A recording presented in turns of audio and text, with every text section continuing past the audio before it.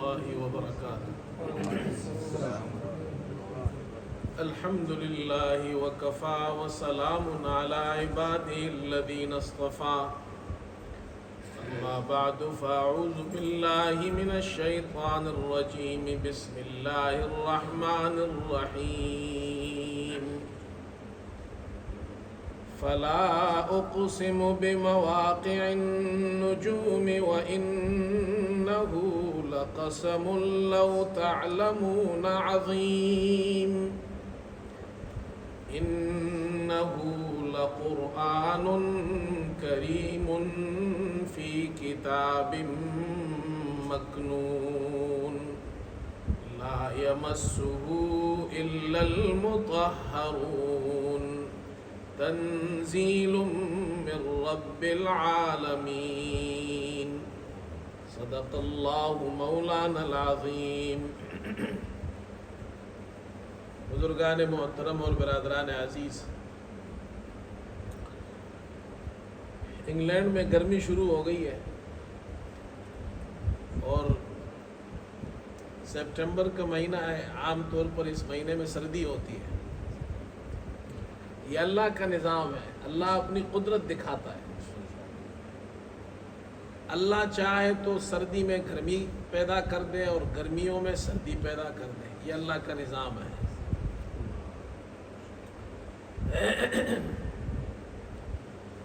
گرمی بھی اللہ کی نعمت ہے. ڈاکٹر حضرات تو کہتے ہیں اور یہاں والے لوگ جو ہیں وہ تو گرمی کے پیچھے مرتے ہیں. سورج نکل آئے تو خوش ہوتے ہیں. اور ہمارے یہاں پاکستان والے لوگ گرمی سے تنگ ہیں. جب میں یہاں آیا تھا شروع میں، آج سے 20-22 سال پہلے بہت سردی ہوتی تھی. یہ ہمارے حاجی صاحب بیٹھے، یہ تو 50 سال پہلے آئے. ان سے پوچھیں تو یہ بتائیں گے جی سورج نکلتا بھی نہیں تھا کہیں کہیں مہینے تک. یعنی نکلتا تو تھا لیکن چھپا ہوتا تھا بادلوں میں. پھر لوگوں میں یہ بات مشہور ہو گئی کہ جی یہ پاکستان والے لوگ اور ہندوستان بنگلہ دیش والے لوگ ادھر آئے، گرم ملک والے تو اپنے ساتھ گرمی بھی لے آئے. اب یہاں بھی گرمیاں شروع ہو گئی. اب دیکھیں مجھے پسینہ آ رہا ہے. یہ اللہ کا نظام ہے. بہرحال لوگ یہ باتیں کرتے ہیں تو اس لیے میں نے اس پہ تبصرہ کر دیا. یہ اللہ کا نظام ہے. اللہ چاہے تو گرمی لے آئے، اللہ چاہے تو سردی لے آئے. قرآن کریم کی چند آیات آپ کے سامنے تلاوت کی ہے. یہ سورہ واقعہ کی آیات ہے. سورہ واقعہ قرآن میں ایک سورت ہے. رات کو اس سورت کو پڑھا کرو. اس سورت کے بڑے فضائل آئے ہیں. ایک فضیلت یہ آئی ہے کہ جو یہ سورت رات کو پڑھتا ہے اللہ تعالیٰ اس کو فقر و فاقے سے محفوظ رکھتا ہے. ویسے بھی آج کل لوگ مہنگائی کی شکایت کرتے ہیں. مہنگائی ہو گئی ہے، مہنگائی ہو گئی ہے. ہمارے یہاں والے لوگ، پاکستان والے لوگ تو بیچارے مہنگائی کے اندر اور زیادہ پریشان ہیں. تو محنت بھی کرو، کاروبار بھی کرو، پیسے بھی کماؤ، کوشش بھی کرو، سورہ واقعہ بھی پڑھو.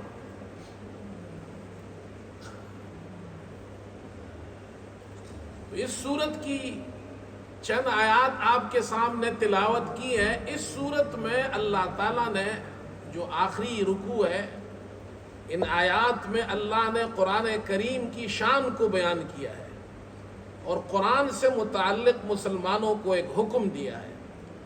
تو قرآن سے متعلق چند باتیں آپ سے عرض کرنی ہے. اللہ تعالیٰ ارشاد فرماتے ہیں فَلَا أُقْسِمُ بِمَوَاقِعِ النُّجُومِ. اللہ فرماتے ہیں میں قسم کھاتا ہوں ستاروں کے ڈوبنے کی. یہ ستارے چمکتے ہیں لیکن یہ ڈوب جاتے ہیں.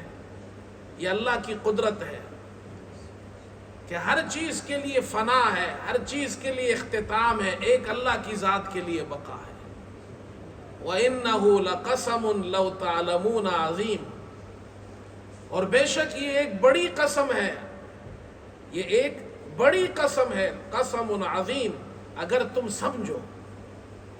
انہ لقرآن کریم، بے شک یہ قرآن عزت والا قرآن ہے، شان والا قرآن ہے۔ اس قرآن کے اندر اللہ نے ہماری دنیا اور آخرت کی کامیابی رکھی ہے۔ یہ قرآن بڑی عظمتوں والا، بڑی شان والا، بڑی عزتوں والا ہے، خزانوں سے بھرا ہوا ہے۔ ہدایت کے خزانے اللہ نے اس قرآن میں رکھے ہیں۔ فی کتاب مکنون، ایک چھپی ہوئی کتاب یعنی لوح محفوظ میں لکھا ہوا ہے، یہ وہاں محفوظ ہے، اس میں کسی قسم کا تغیر اور تبدل نہیں ہو سکتا۔ لا یمسہ الا المطہرون، سوائے مطہرون، سوائے پاکوں کے، جو پاک ہے، صاف ہے، سوائے ایسے پاک اور صاف کے کوئی اسے ہاتھ نہیں لگا سکتا، کوئی اسے ہاتھ نہیں لگاتا ہے۔ تنزیل من رب العالمین، رب العالمین کی طرف سے نازل کردہ کتاب ہے۔ تو اللہ نے قرآن کی شان بیان کی ہے، اتنی شان والا قرآن ہے، لوح محفوظ میں اللہ نے اسے محفوظ رکھا ہے، ہر قسم کے تغیر اور تبدل سے محفوظ ہے۔ یہ عزت والا قرآن ہے، شان والا قرآن ہے۔ جو اس قرآن سے جڑ گیا اللہ اسے بھی عزت عطا فرماتا ہے۔ جو اس مسلمان جب اس قرآن سے جڑ جاتا ہے اللہ اسے عزت عطا کرتا ہے۔ مسلمان قرآن کو چھوڑ دیتا ہے اللہ اسے عزتوں سے بھی نکال دیتا ہے، ذلت میں پڑ جاتا ہے۔ اور قرآن کی شان کے ساتھ ایک بات یہ بیان کی، لا یمسہ الا المطہرون، مطہرون پاک صاف، جو پاک ہے، پاکوں کے علاوہ کوئی اسے ہاتھ نہیں لگاتا۔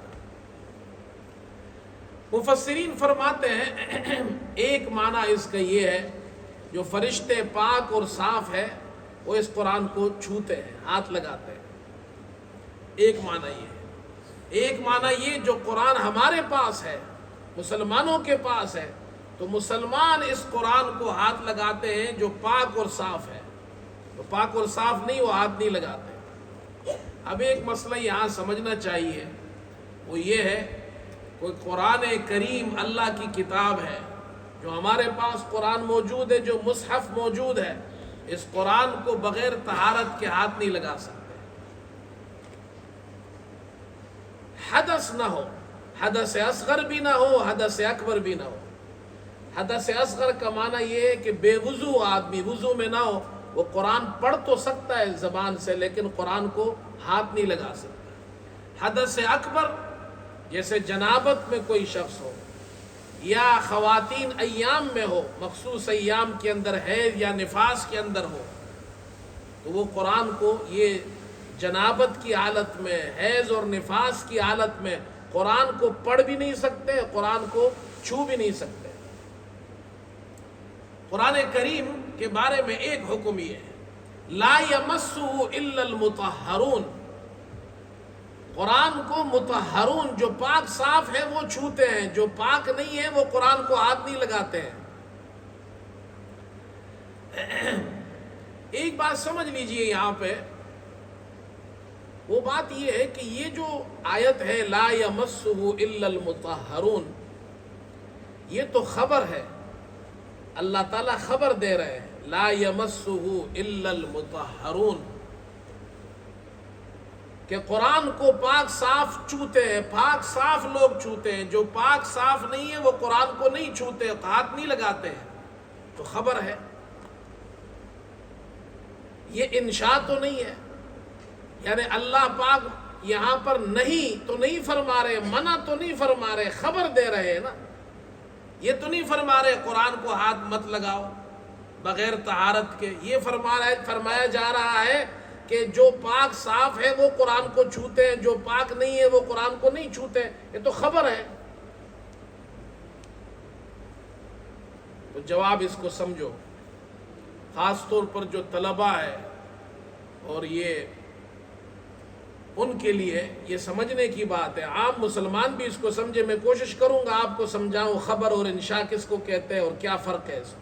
خبر تو آپ جانتے ہیں خبر ہے، انشاء کس کو کہتے ہیں؟ انشاء کی بہت سی قسمیں ہیں۔ مثال کے طور پر آپ کسی چیز کا حکم دیتے ہیں، اس کو کہتے ہیں امر۔ آپ کہتے ہیں یہ کام کرو، یہ امر ہے، یہ کام مت کرو، یہ نہیں ہے۔ تو اللہ پاک یہاں یہ فرما رہے ہیں کہ قرآن کو ہاتھ مت لگاؤ، یہ نہیں ہے۔ اب یہ خبر جو ہے نہیں کے معنی میں ہے۔ قرآن میں ایسا ہوتا ہے خبر، لیکن معنی میں نہیں کے ہوتا ہے، کبھی معنی میں امر کے ہوتا ہے۔ جیسے یہاں پر ہے لا یمسہ الا المطہرون، یہ خبر ہے کہ قرآن کو پاک لوگ قرآن کو چھوتے ہیں۔ اب یہ تو خبر ہے، لیکن معنی یہ ہے کہ قرآن کو بغیر طہارت کے ہاتھ مت لگاؤ، نہیں کے معنی میں ہے۔ سمجھ میں آئی بات؟ یا کبھی ایسا ہوتا ہے کہ خبر امر کے معنی میں ہوتا ہے۔ قرآن میں اللہ نے بہت سی جگہ ذکر کیا ہے، تو خبر انشاء کے معنی میں ہوتا ہے، جیسے قرآن میں ہے وَالْمُطَلَّقَاتُ يَتَرَبَّصْنَ بِأَنفُسِهِنَّ ثَلَاثَةَ قُرُوءٍ۔ اللہ طلاق والی عورتوں کے بارے میں فرما رہے ہیں کہ وہ 3 حیض تک اپنے آپ کو روکتی ہے، یعنی ان کی عدت 3 حیض ہے، 3 ماہواری۔ اب یہ خبر ہے، وہ اپنے آپ کو 3 حیض تک روکتی ہے، لیکن معنی کیا ہے؟ اپنے آپ کو 3 حیض تک روکے، امر کے معنی میں۔ تو اس لیے خبر انشاء کے معنی میں ہوتا ہے۔ سمجھ میں آیا؟ قرآن میں تو کوئی یہ نہ کہے کہ یہاں اللہ نے منع تو نہیں کیا، نہیں، یہ خبر ہے لیکن نہیں کے معنی میں ہے۔ اللہ منع فرما رہے ہیں کہ قرآن کو بغیر طہارت کے ہاتھ مت لگاؤ۔ تو خبر انشاء کے معنی میں ہوتا ہے۔ ہمارے والد صاحب، یہ علمی باتیں ہیں، بہرحال آپ کو فائدہ ہی ہوگا اس سے انشاءاللہ۔ ہمارے والد صاحب رحمۃ اللہ علیہ وہ شیخ الحدیث تھے، تو ایک مرتبہ ایک عالم دین ان کے پاس آئے، انہوں نے مسئلہ پوچھا۔ مسئلہ یہ پوچھا، یہ جو نماز کے بعد ہم ہاتھ اٹھا کر دعا مانگتے ہیں اللہم انت السلام ومنک السلام تبارکت یا ذا الجلال والاکرام، یہ تو خبر ہے، اور دعا جو ہے یہ تو انشاء ہے۔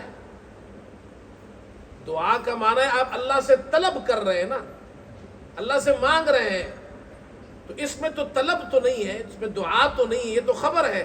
اے اللہ تو سلامتی والا ہے، یہ خبر ہے۔ اللہم انت السلام ومنک السلام، اے اللہ تیری طرف سے سلامتی ہے، تبارکتا تو برکت والا ہے، یا ذا الجلال والاکرام، یہ تو خبر دے رہے آپ۔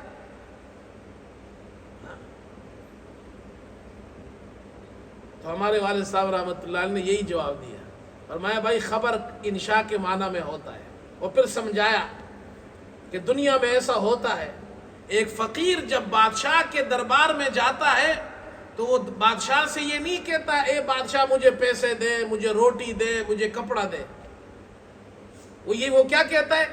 تو بڑا بادشاہ ہے، تو بڑا سخی ہے، تو لوگوں کو پیسے دیتا ہے، لوگوں کو روٹی دیتا ہے، لوگوں کو کھانا کھلاتا ہے، لوگوں کو کپڑے دیتا ہے، لوگوں کی مدد کرتا ہے۔ اب یہ سب خبر دے رہا ہے وہ، لیکن معنی کیا ہے؟ وہ طلب کر رہا ہے، وہ مانگ رہا ہے۔ اسی طرح جب اللہ کے دربار میں ہم ہاتھ اٹھاتے ہیں تو ہم اللہ کے سامنے یہ عرض کرتے ہیں اللہ تو بڑی سلامتی والا ہے، تیری طرف سے سلامتی ہے، تو بڑی برکت والا ہے، تو ذل جلال ہے، تو بزرگی والا ہے۔ ہاں، معنی کیا ہے؟ اے اللہ سلامتی دے، اپنے فضل سے مجھے بھی سلامتی دے، اے اللہ اپنے فضل سے مجھے برکت دے، یہ معنی ہے اس کا۔ اللہ اکبر۔ تو پہلا مسئلہ یہ معلوم ہو گیا کہ قرآن کو بغیر طہارت کے ہاتھ نہیں لگا سکتے۔ ایک بات اور بھی سمجھ لیں، یہ جو موبائل پر بہت سے لوگ قرآن پڑھتے ہیں، اب موبائل کے لیے کیا حکم ہے؟ اگر بغیر وضو کے کوئی شخص ہے تو کیا وہ موبائل کو ہاتھ میں پکڑ کر قرآن پڑھ سکتا ہے؟ نہیں پڑھ سکتا۔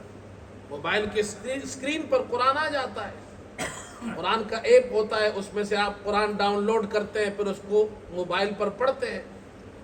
یہ مسئلہ سمجھ لیں، ہمارے آج کل کے جو علماء کی تحقیق ہے، مفتیان اکرام کی جو تحقیق ہے وہ یہ ہے کہ موبائل اسکرین پر جب قرآن ہو تو آپ موبائل کو تو پکڑ سکتے ہیں لیکن اسکرین کو ٹچ نہیں کر سکتے۔ نہ سمجھ میں آئی؟ موبائل کو پکڑ سکتے ہیں بغیر وضو کے، اگر کوئی شخص ہے تو موبائل کو پکڑ سکتا ہے لیکن اسکرین کو ٹچ نہ کرے، اس لیے کہ بغیر وضو کے ہے. یہ ہے ٹھیک ہے، انہوں نے فتویٰ دیا ہے، تحقیق یہی ہے ان کی. لیکن میں ایک بات ساتھیوں سے یہ کہتا ہوں، میں کہتا ہوں موبائل میں بھی وضو کر کے قرآن پڑھا کرو. وجہ کیا ہے؟ آپ بغیر وضو کے موبائل پکڑ سکتے ہیں لیکن اسکرین کو ٹچ کیے بغیر قرآن کیسے پڑھیں گے؟ جب آپ ایپ کھولیں گے تو اسکرین ٹچ کریں گے نا. جب وہ صفحہ آ جائے گا، وہ صفحہ ختم ہو جائے گا، پھر دوسرے صفحے کے لیے پھر ٹچ کرنا پڑے گا. تو پریکٹیکلی آپ بغیر وضو کے اور بغیر اسکرین ٹچ کیے آپ قرآن نہیں پڑھ سکتے. اسکرین تو ٹچ کرنا ہی پڑے گا آپ کو. اس لیے ہم ساتھیوں سے یہ کہتے ہیں نہیں بھائی، موبائل میں بھی قرآن پڑھو تو وضو کر کے پڑھو، اس لیے کہ اسکرین ٹچ تو کرنا پڑے گا آپ کو صفحہ بدلنے کے لیے. تو کیسے اسکرین ٹچ کریں گے؟ مفتی حضرات کا جو فتویٰ ہے وہ اپنی جگہ ٹھیک ہے، پریکٹیکلی اس پر عمل کیسے کریں گے؟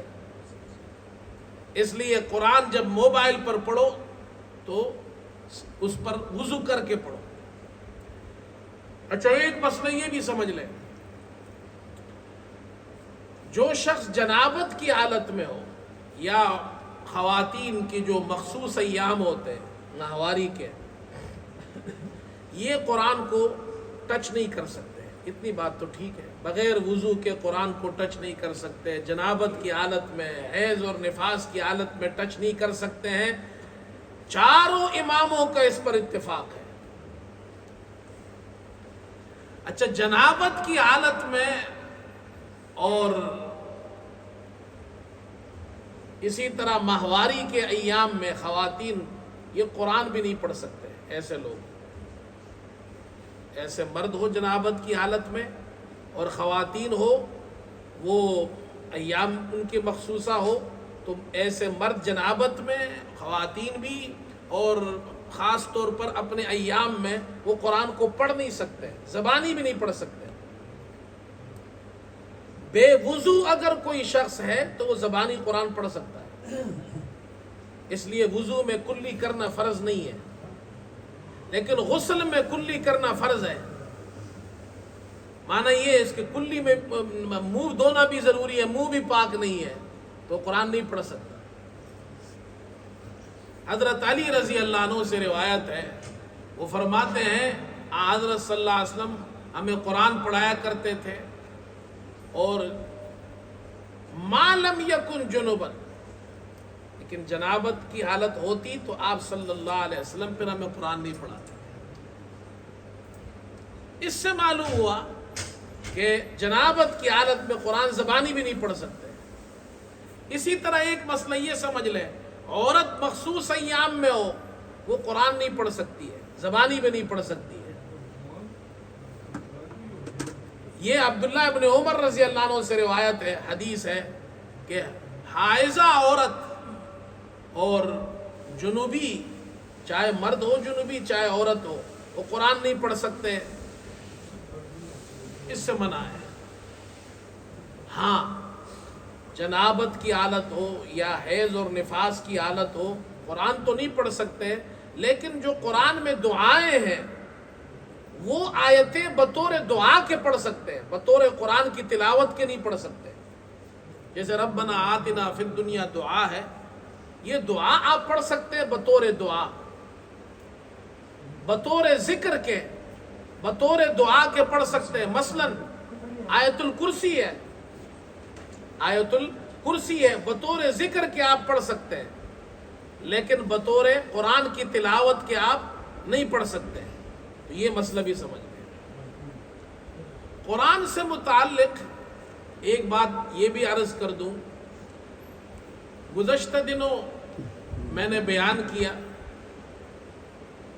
تو اس پر ایک صاحب نے سوال کیا، سوال تو بہرحال نہیں بلکہ ایک اعتراض کیا. سوال تو اور چیز ہوتا ہے، سوال تو یہ ایک مسئلہ پوچھے، تو مسئلہ کوئی نہیں پوچھا، اس نے ڈائریکٹ اعتراض کیا.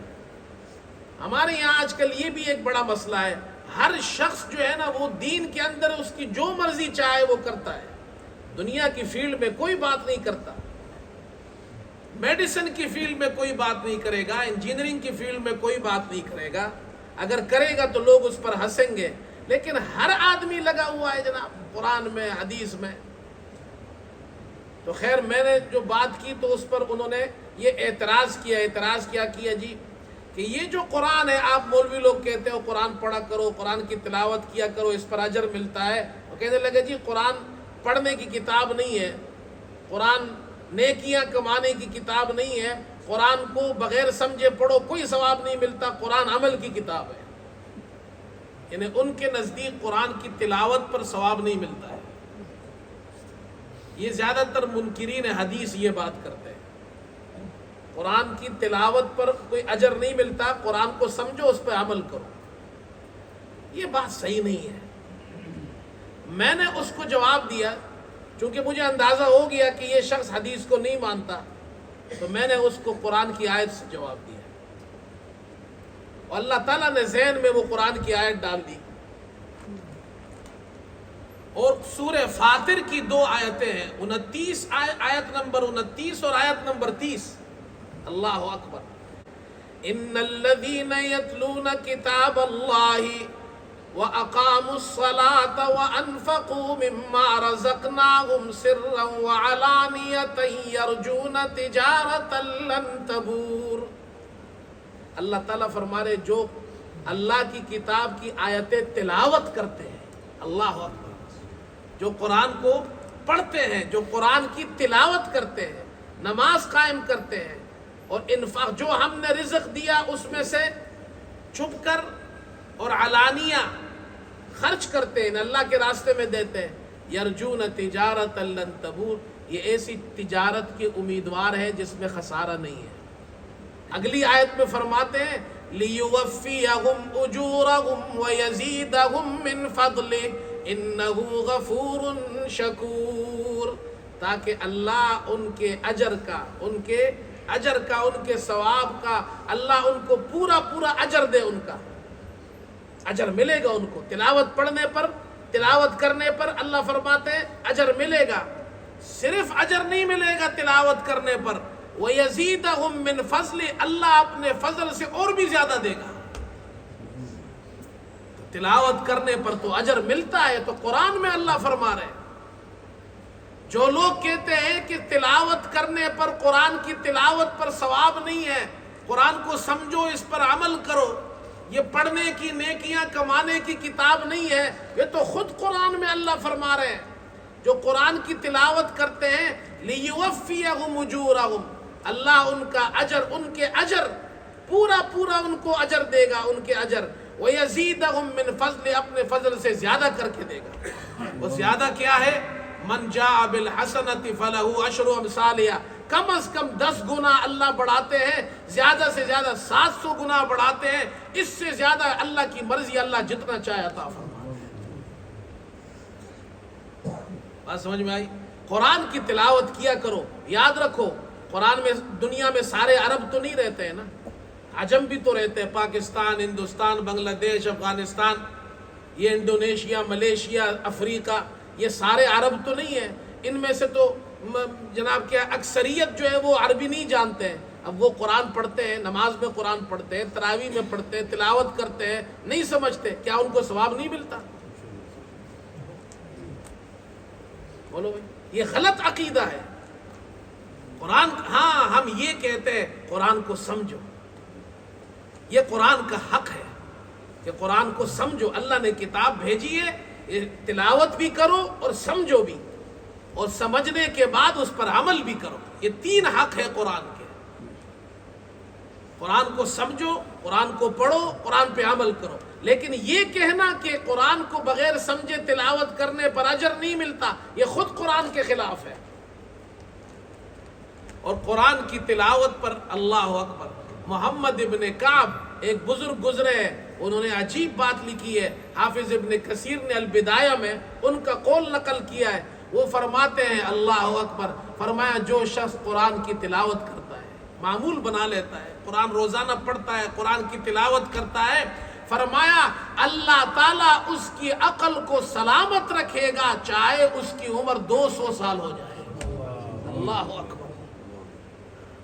آپ نے دیکھا ہوگا اکثر حافظ قرآن، قاری قرآن اور علماء یہ بڑی بڑی عمریں ہو جاتی ہے، 80 90 سال 95 سال، لیکن ٹھیک ہوتے ہیں، عقل ان کی ٹھیک ہوتی ہے۔ قرآن پڑھو میرے دوستو، قرآن سے اللہ تعالیٰ دنیا میں بھی فائدے عطا فرماتا ہے، آخرت میں تو ہے ہی اس کے فائدے۔ قرآن کی تلاوت کرو۔ اور پھر ہمارے یہاں ایک دوست ہے، وہ یہاں عرب ہے، نماز پڑھنے آتے ہیں۔ ابھی گزشتہ دنوں عشاء کی نماز پڑھی انہوں نے، تو عجیب بات کی مجھے، نماز کے بعد مجھ سے ملے، کہنے لگے مجھے صاحب میں نماز میں ابھی قرآن سن رہا تھا آپ کے پیچھے، تو میں نے اللہ کا شکر ادا کیا۔ کہتے ہیں میں عرب ہوں، اللہ کا کتنا شکر ہے، آپ قرآن پڑھتے ہیں، میں سنتا ہوں، سمجھتا بھی ہوں، یہ اللہ کا کتنا انعام ہے۔ پھر اس نے دوسری بات کی، اس نے کہا مجھے حیرت ہوتی ہے کہ آپ کے جو لوگ ہیں پاکستان، ہندوستان، بنگلہ دیش والے، یہ عجم ہیں، کہتے ہیں مجھے ان پر حیرت ہوتی ہے، ان کو عام طور پر قرآن کا معنی سمجھ میں نہیں آتا، پھر بھی قرآن پڑھتے ہیں اور پوری تراویح پڑھتے ہیں، رات گئے تک کھڑے ہوتے ہیں اور پیچھے روتے بھی ہیں، سمجھ میں نہیں آتا پھر بھی قرآن پڑھتے ہیں، کہتے ہیں یہ بڑی کمال کی بات ہے۔ میں نے کہا یہ قرآن کا اعجاز ہے، قرآن کا اعجاز ہے، دنیا میں ایسی کوئی کتاب نہیں ہے جو آپ کو سمجھ میں نہ آئے آپ پڑھیں اور آپ سنیں اور روزانہ پڑھیں اس کو۔ ہاں اتنی بات یہ ضرور ہے کہ ہم لوگوں کو چاہیے، عجمیوں کو، کہ قرآن کو سمجھیں، قرآن کا ترجمہ پڑھو، قرآن کو سمجھنے کی کوشش کرو، جو جگہ سمجھ میں نہ آئے امام صاحب سے پوچھو، اور سمجھنے اور ترجمہ پڑھنے کے بعد پھر فتوے نہیں دینا، یہ بھی ایک بڑا مسئلہ ہے۔ قرآن کو پڑھنا شروع کیا تو ہمارے یہاں بعض لوگ ریٹائرڈ ہو جاتے ہیں، تو پھر وہ قرآن کو پڑھنا شروع کرتے ہیں تو پھر مفتی بھی بن جاتے ہیں، مفسر بھی بن جاتے ہیں۔ نہیں بھائی، آپ صرف اتنا پڑھو کہ مجھے قرآن سمجھ میں آ جائے، اللہ کیا کہہ رہا ہے۔ آپ مفتی نہیں بنیں گے، عالم نہیں بنیں گے آپ، سمجھ میں آئی بات؟ تو قرآن کی تلاوت کرو۔ ہاں بھائی، اور میں تو ایک بات کہتا ہوں میرے دوستو، قرآن پڑھنے پر اجر ملتا ہے، ہاں اللہ اپنے فضل سے زیادہ عطا فرماتا ہے۔ علماء نے لکھا ہے یہ جو اللہ زیادہ عطا فرماتا ہے، قیامت کے دن قاری قرآن وہ اپنے رشتہ داروں کے حق میں جو گنہگار ہوں گے اللہ سے سفارش کرے گا، اللہ اس کی شفاعت قبول کر کے گنہگاروں کو معاف کر کے جنت میں بھیج دے گا۔ یہ قرآن کی برکات ہے، یہ سب اپنی جگہ، لیکن ایک بات سوچو، صرف ایک بات سوچو، وہ زبان کتنی اعلیٰ زبان ہوگی، وہ انسان کتنا خوش نصیب انسان ہوگا جو اپنی زبان سے وہ کلام پڑھتا ہے جو اللہ کا کلام ہے۔ اس سے بڑی اور عزت کی بات کیا ہوگی، اس سے بڑی خوش نصیبی کی بات کیا ہوگی کہ ایک مسلمان ہے، ایک انسان ہے، وہ اپنی زبان سے اللہ کا کلام پڑھتا ہے۔ یہ اللہ کا کتنا بڑا شکر ہے۔ اور جو لوگ قرآن نہیں پڑھتے یا ان کو پڑھنا نہیں آتا، ان کو سوچنا چاہیے کہ ہمارا کتنا نقصان ہو رہا ہے۔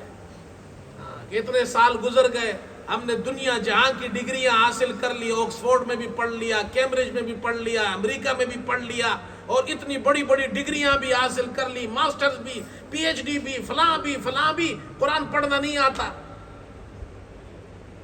ہمارے بچوں کو قرآن پڑھنا آئے، اچھی طرح قرآن پڑھے، ہم قرآن پڑھے، تو یہ کوشش کرے اور قرآن کو پڑھو بھی، قرآن کو سمجھو بھی، قرآن پر عمل بھی کرو۔ اللہ مجھے آپ کو، ہم سب کو عمل کی توفیق عطا فرمائے۔ وآخر دعوانا الحمدللہ رب العالمین۔